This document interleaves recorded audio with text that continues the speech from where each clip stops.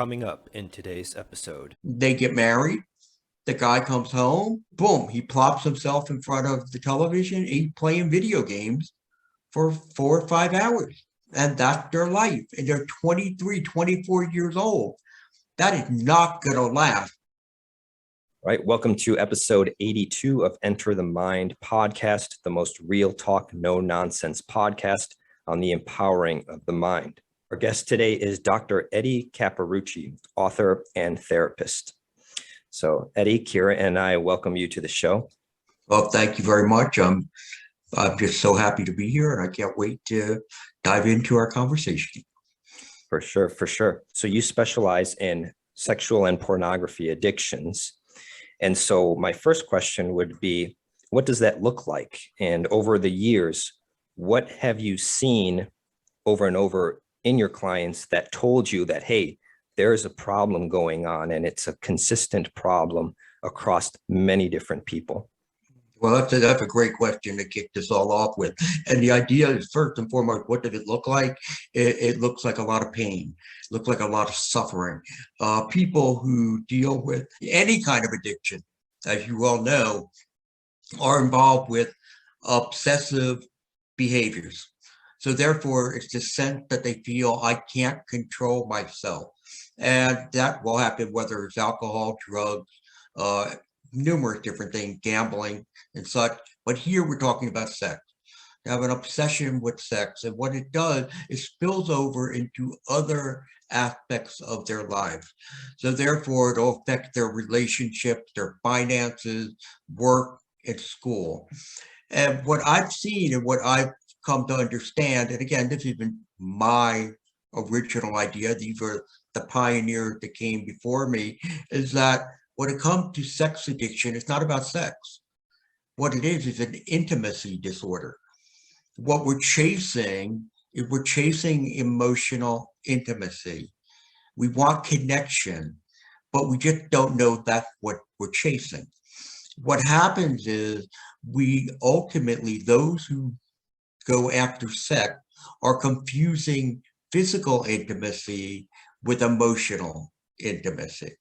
So therefore, it's like I never feel more love than when somebody touches me or engages with me physically. And let me show you how much I care and love you by how physical I can be and how I can make you feel that way. That's not the way relationships were designed. Relationships are designed to be based on emotional intimacy, and then we sprinkle our physical intimacy in to support that. But what happened along the way, what I really came to understand, is that a large majority of my clients, and I work exclusively with men, 9 out of 10 suffer from what I believe is a low emotional IQ. And they have a very difficult time knowing how to connect with other people in creating and maintaining healthy relationships. This having a low emotional IQ, I suspect that this does not always result in a sex or pornography addiction, right? True, are there absolutely other, true. But maybe if you look at the statistics in the reverse direction, perhaps all of the clients you see who do have addictions to sex or pornography, maybe all of them do have the low emotional IQ, or a majority. A large majority, as I said, about 9 out of 10, but you have many people who have a low emotional IQ. Now, that doesn't mean they're going to be addicted to sex or pornography, but what they might be, they may have a prevalence to want to isolate and just watch a lot of television or be into video games or to have a hobby that they become obsessed with. Because what that does, that replaces the emotion they're looking for. Their emotion falls into whatever it is, the activity that they're engaged in. So therefore, that's where it becomes. And that's still, in a way, not healthy, because what you're doing, you're still hiding from engaging in healthy relationships.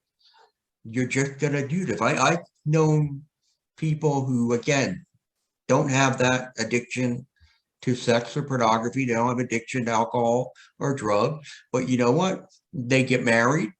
The guy comes home.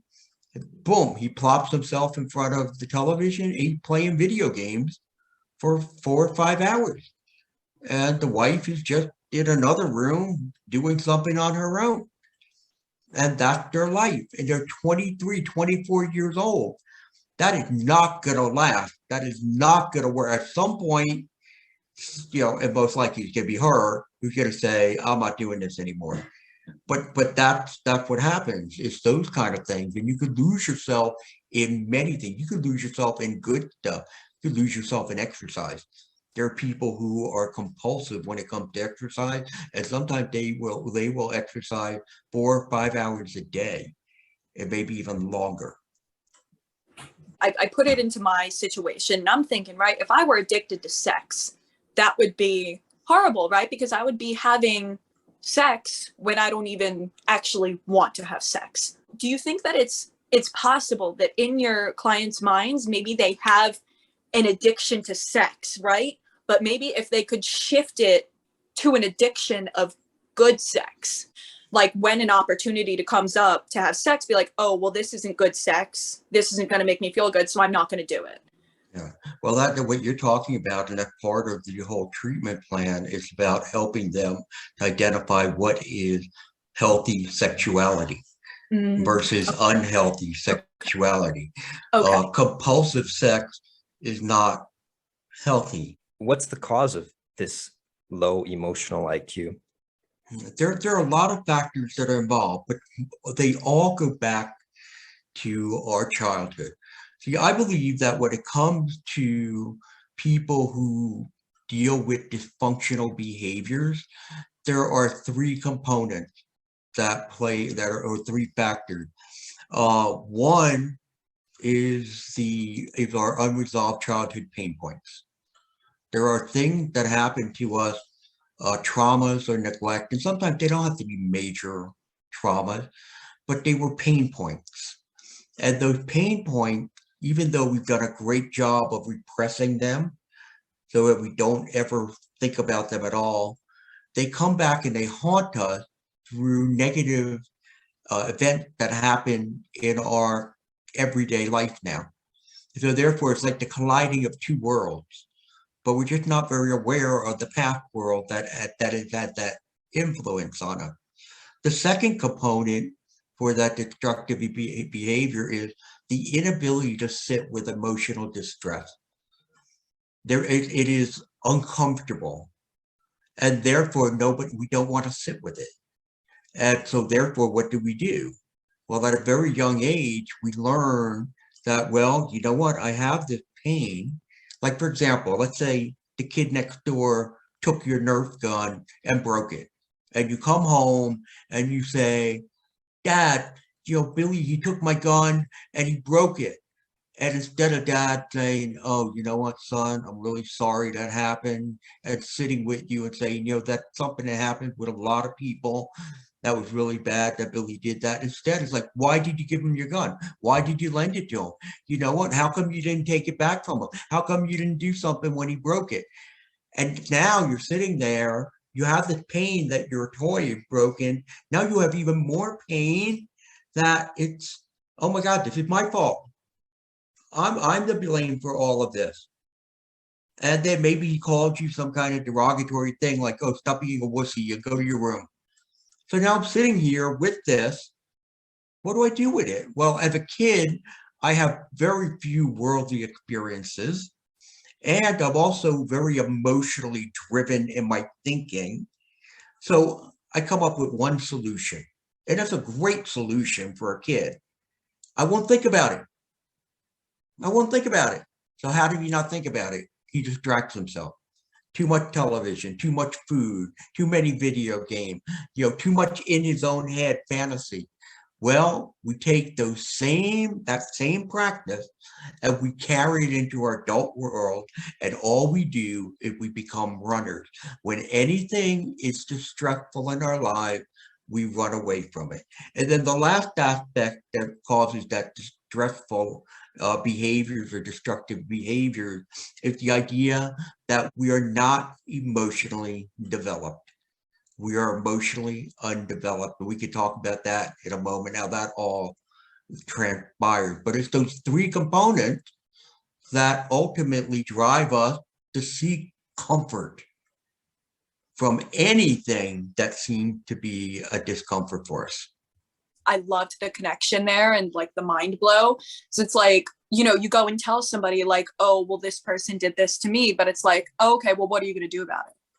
Okay, I'm really sorry to hear that, but what are you going to do about it now? You know, like, why did you do it in the first place? Did you think about possibly any consequences in the first place? You know, and I really like that because I think that it shifts completely. Like, I feel like now anytime anything happens, I'm going to look myself in the mirror. I'm going to be like, well, did you think it over?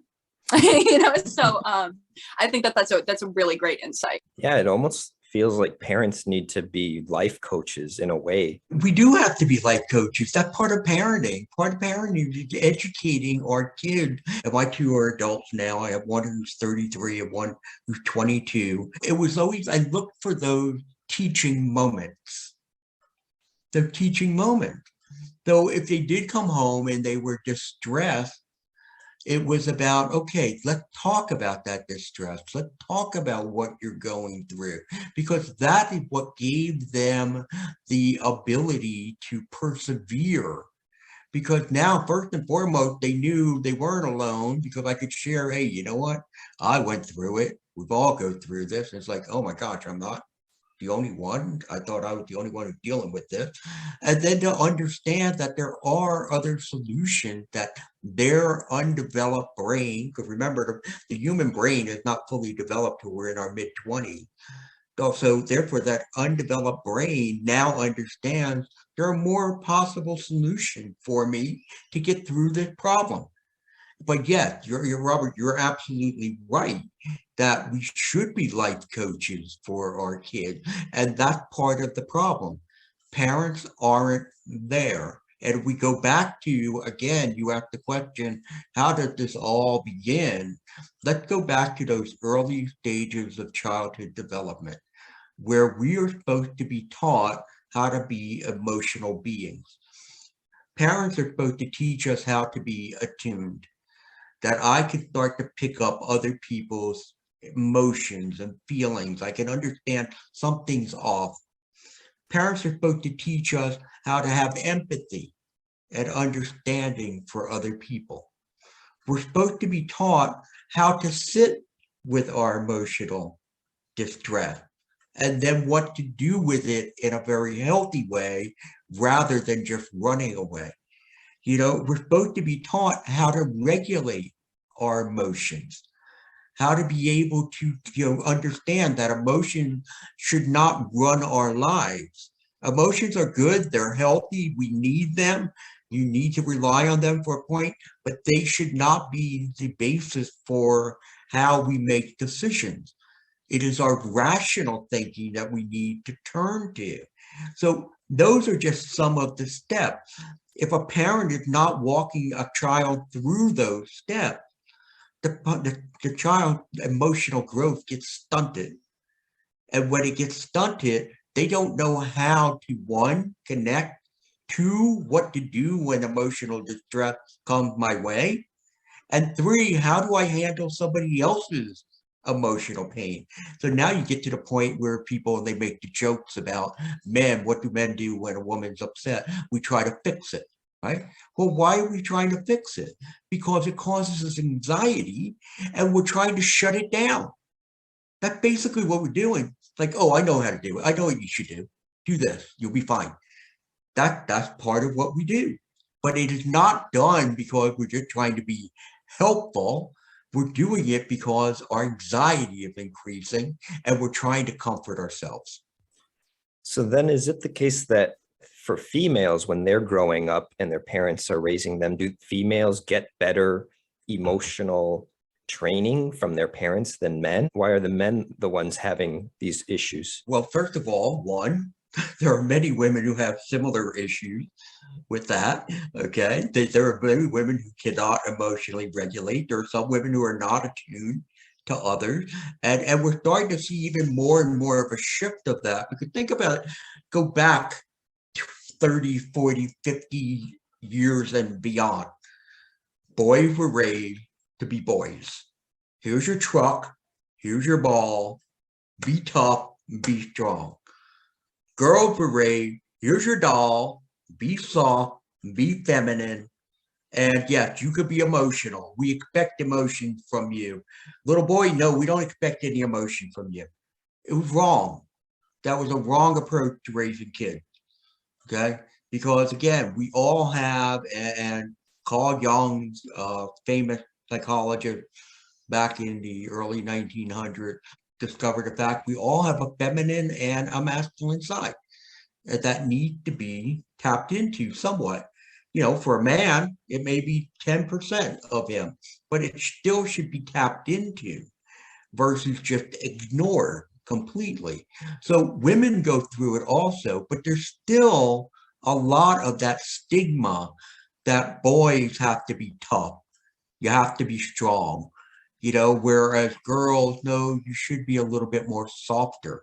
So therefore, girls may get more of the nurturing and comfort and go through those steps than boys may.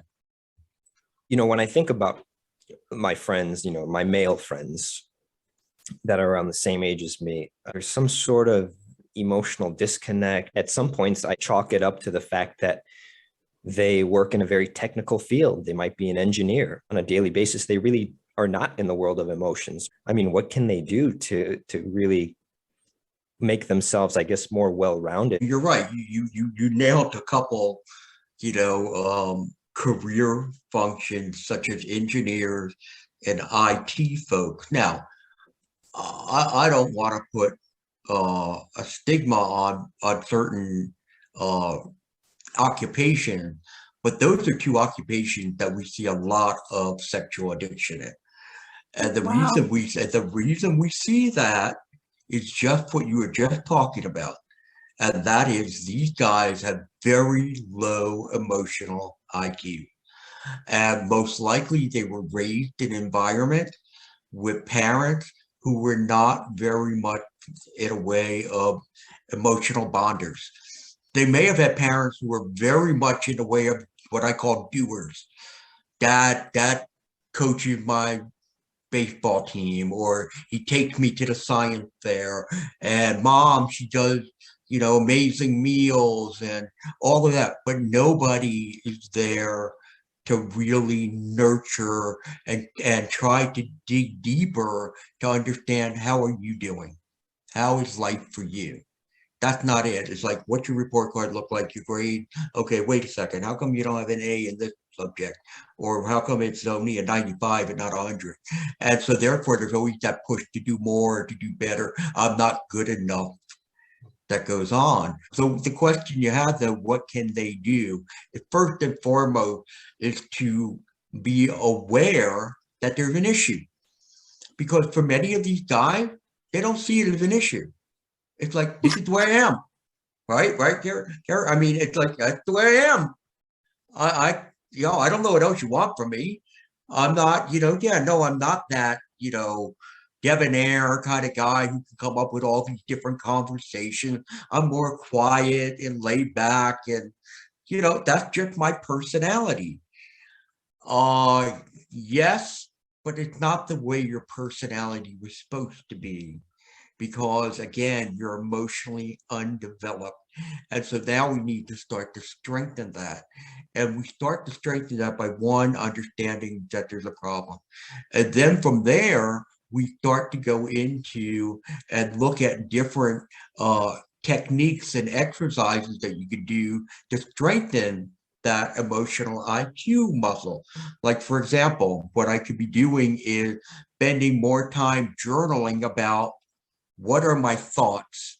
Now, see, I didn't say emotions, because if I ask them to tell me what their emotion is, I'm going to get, well, I'm angry, I'm sad, I'm happy, I'm afraid. That's about it. They're not going to be able to drill down. So sit and write about thoughts. And then those thoughts, when they sit there and they look at those thoughts and those what they have, Now drill down and tell me what are the emotions that connect with those thoughts. And you may even have to give them an emotional wheel. Just sit there and list those basic core emotions in the middle. And then as you move out, it shows all other names of various different emotions. So therefore they can look at that and they can start putting names to it. That's part of, you go back to the idea of coaching of a parent. When a kid is struggling with something, what you do is like, okay, you're angry, but no, you're not really angry. There's something else, and you teach them how to put that name to the emotion that they're really feeling. So that's part of what has to happen. Is there a second part as well of sort of action taking? If it's within your control, do something about it. If it's not within your control, drop it. Yeah, that idea of acceptance. I just accept. I may not be happy that it happened. I may not be happy with that this is going on in my life today, but I accept it because I don't have control. Yeah, there's actually numerous components. I mean, we could sit here for 24 hours and talk about how do we strengthen someone's emotional IQ and get them to start to be able to express themselves. Because let's go deeper for a moment. Part of the reason that people will, again, not just the fact that they didn't get that training, but now, because one, I'm oblivious to the fact that I really should be more emotionally based, but two, there's fear. There's fear about being emotional because somewhere along the line, the messages were delivered that emotions are not safe. And that could be in the fact that if I tried to explain emotion, that they got shut down. I don't know why you even bringing that up. That's not important. Focus on the facts. Focus on what happened. I don't want to hear about your emotions. I don't want to hear your whining. Okay, those kind of things. So therefore, there's also this sense of being apprehensive, and you have to address those also. We have to go in and to understand what are the barriers that prevent someone from, one, connecting with what they feel, and two, being able to express it. In your book, you quoted your friend Timothy Reigel, who said, there are far too many 13-year-old boys trapped in 35-year-old bodies because no one ever showed them how to become a man. What does it mean to become a true man? Yeah, becoming a true man, being well-rounded. Okay, yeah, there's this whole argument of toxic masculinity versus, the feminization of men. All right, I mean, you got each side of the spectrum here, and there's a middle, and that's where all of us belong. Okay, where again, I can feel manly in the sense that one, that's what I am, that's my gender, I'm a man, but also the fact that if I need to, I can protect the people who I love. I can stand up for myself and be assertive if needed, but also I can be understanding and I can be compassionate, and I can understand that, it's okay at times to not always feel strong. I feel rather weak right now. I feel, that I don't have the skill set that I need to be able to resolve this issue. And therefore I have to turn to other people for help. That's the full man. That's the complete man. And that's what we want. What Timothy talks about is that idea that, the 13 or 14-year-old in the body of a 30, 40-year-old man is because we will not allow ourselves to touch the emotional rail.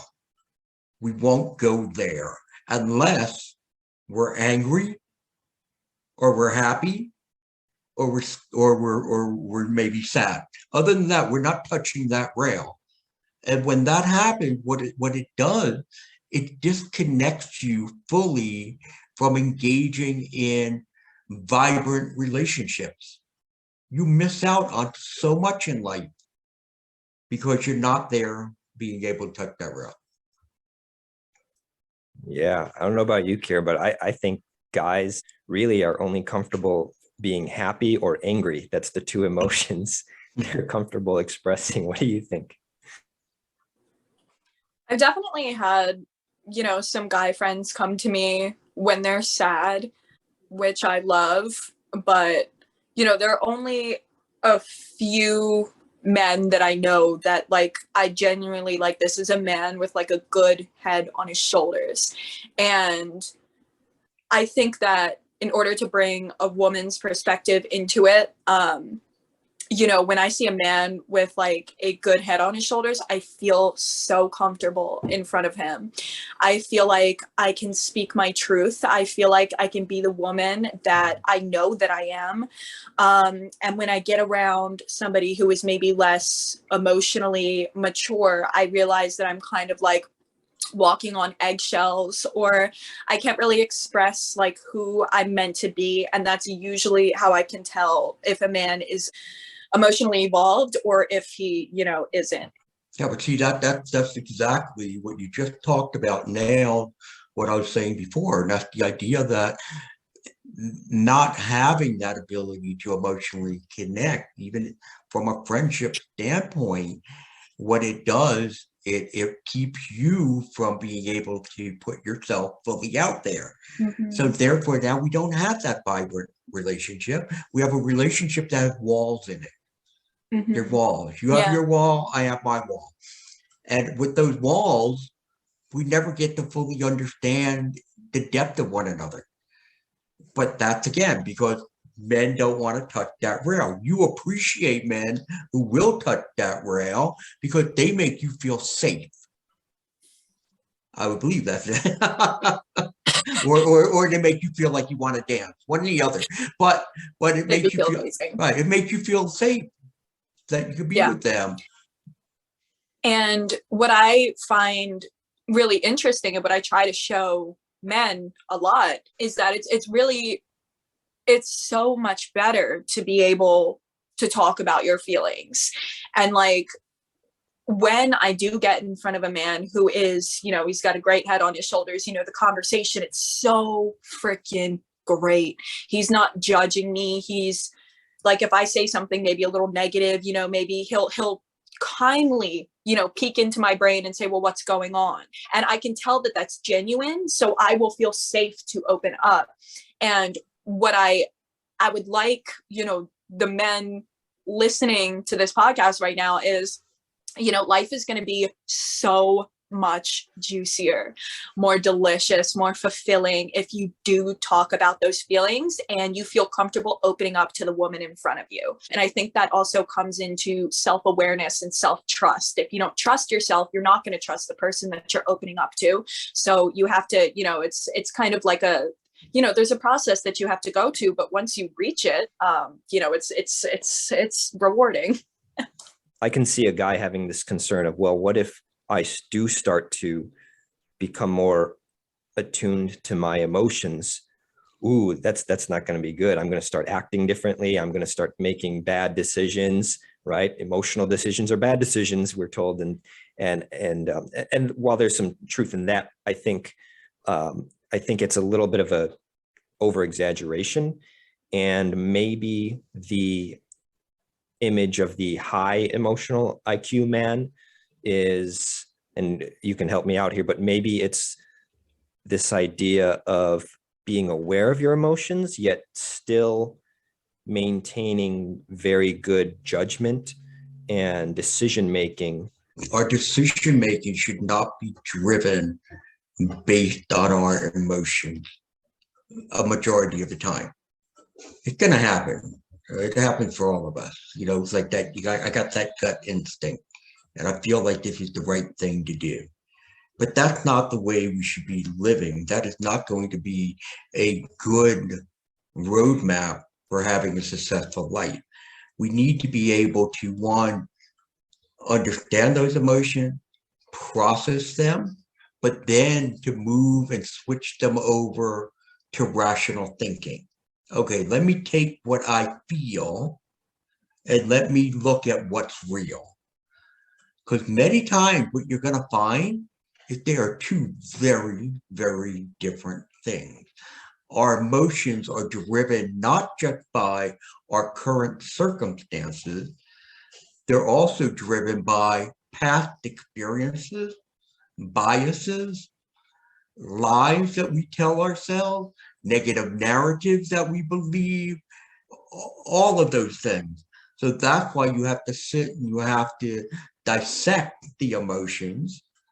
And then, like as I said, bring them over to wide mind and think them through to put them in their proper place so that you can come up with a healthy outcome. Yeah, that makes a lot of sense, because if you're experiencing emotions, but you haven't sorted them out and organized them, then you're just swimming in these emotions, and whatever decision you do make is not going to be the best one. Right. That is a teenager. Okay, that's an adolescent and a teenager who acts that way because again, most of their thinking is emotionally based and not cognitively based. So therefore, that's why you go back to Timothy's comment at time. It is that we are, we're like teenagers because the emotions that we do deal with are very basic. I want this. I don't want that. I don't need this. I need that. They're very basic emotions that are just driven by, our primal desires versus, oh, is it going to be good for you? And how's that going to impact everything else around me? What's the long-term ramification? All we know is I want this or I don't want that. Yeah, it reminds me of this time I was people watching at a restaurant in downtown San Jose, and I was watching this family. It's like a family of four, mother, father, two kids or something. The daughter accidentally spilled the plate of food and it landed on the father's foot. And he was very calm about it. He kind of looked down, and he said something to the effect of, okay, what do you want to do to fix this? But super zen, very calm the entire time. And I turned to my friend and I told her, I said, are you watching this? I said, this is amazing. Most of the time I would see a father say something like, what are you doing? Why'd you do that? And what happened in the next minute was this very loud siren came by. I think it was an ambulance or a fire truck, extremely loud, right? As this truck was rolling by, I watched what the two children did. They did this. They covered their ears for 5 seconds, and then they uncovered their ears, and then they kept eating. They solved the problem. No emotional tantrum, no complaining. And I was like, wow, I said, we're witnessing the development of a healthy child. Yes. Yes, so I have an example of that. I just came back, my wife and I, from Dallas, Texas, and we were checking our bag, and there were this young couple. I mean, they were a young couple. They were no more than 30, and they had 4 kids that nobody was older than 5, including a baby who was probably about 5-6 months. And they have all these bags and all this stuff. And there's one of the older kids who's eating these like Cheerios, and 2 of the other ones they wanted some, and the kid needs like no. And the father just leans over and says, "It's really good to share." That's why I think the way he goes, "It's really good to share." And he goes, "All right." He shares it with them. And then another one had a toy, because we're sitting there, we're in line for about 30 minutes. So we're watching the whole thing play out. The other one had a toy, and the other one's, oh, I want to play with it. I want to play with it. He goes, no, you can't. And the mother's like, you really should share a toy. He goes, all right, gives them the toy. And you saw these parents who did not become rattled by anything. I mean, it was just absolutely amazing to see their demeanor with these 4 bouncing people running around them the whole time. And they were just just bringing all their luggage up step by step along the way, carefully correcting people at a time. And I was just like you were blown away that restaurant. I was blown away by these people. It was like, that is the way you're supposed to coach your kids, raise your kids, by teaching them that, you know what, you don't have to get bent out of shape about things. And that goes back to that area of emotional regulation. How do you regulate your mood so that you don't get overextended? I have a third story to add, which I love because I love that there are three different examples. But I was walking to the beach earlier. I'm like 2 blocks away, and the parking lot for the beach is small. When I came in, I went a little slower. I went 15 miles an hour. But even sometimes when I'm going like 15 miles an hour, people will like grab their kids and like, come over quick. Like there's a something big coming. Right. So I come in at 15 miles an hour. I'm going slow past the kid. I'm turning left, making sure the mom knows that I am steering free of her kid. And the mom just kind of looked up and looked down. She knew the reality of things. The reality is that my car was way over here. Her son was right here. Right. So she's not freaking out. And the other thing that I loved was that his little sister said something before the mom did. So, and she also didn't say it like crazy or like do anything, she just kind of gave him a little pat and said, hey, come here. And, I wound up driving down the street and telling them that I thought that their daughter was really sweet. And she did a great thing because I thought it was so nice the way that, they handled the entire situation. Yeah, but that's what happens when we take the time and we are in control of our emotions. We don't allow them to run us. We control them. That we then pass that down to our kids, versus the parent who's always just upset and anxious about everything. It usually leads their kid to wind up being upset and anxious about everything. Now, that's not in every case. In some cases, those kids may turn out and say, oh, I'm not going to be like mom or dad. They could be different. But in a large majority, you see the traits are handed down from generation to generation about how do we deal with emotions and how do we deal with situations in general. For a man who is wanting to open his heart again to love and, love, what will he most likely feel sensory wise? What will he hear? What will he smell? What will he feel? What will he taste? That is a very interesting question. And I think it's going to be different for most men. Mm-hmm. I think it's going to depend on the depth that they open their heart to with. I think it's going to be who do they practice that with and what kind of reception do they get back. But I do believe that overall, what they are going to get is a sense of relief. It's just going to be this an easiness that's going to come over them, this sense of peace that I don't have to keep up the facade all the time, that I can let it down and I can just be different. And I'm not going to say be me, because I don't think they know who me is, but I could be different than the way I've hardwired myself to be. And with that, and I'll give you, if you want to really understand the idea of senses, I'll give you a quick little story of one of my clients. This was a couple of years ago, who I have been working with, and he did an amazing job of starting to really connect with his emotions and to be more engaged with people versus just present. And he came in one day, it was in the spring, and he came into my office, and before he sat down, he's looking out the window, and he goes, tell me, he goes, is it just me, or do the leaves just seem so much brighter, a brighter green this year? And he turned, he goes, aren't they more vibrant?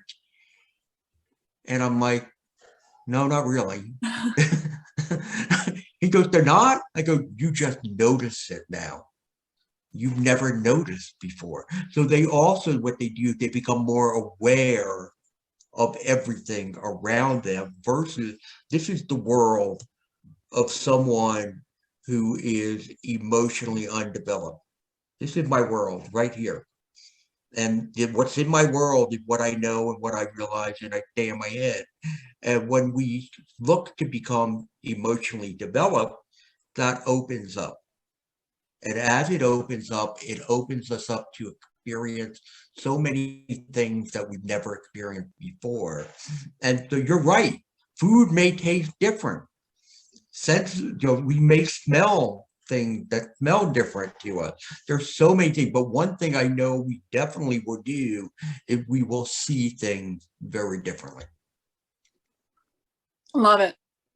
If people want to find out more about your work, how can they do that? Yeah, I would go to the website www.strugglingmen.org.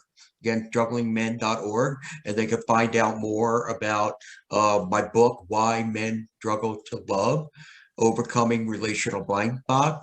And if they're interested more in the inner child and the sex addiction, they can go to www.innerchild-sexaddiction.com, and there's all kind of resources on there for them.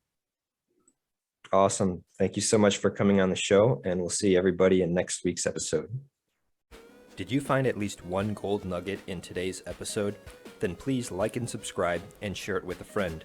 And finally, if you're looking for a community of like-minded people, join our free Facebook group at facebook.com/groups/enterthemind.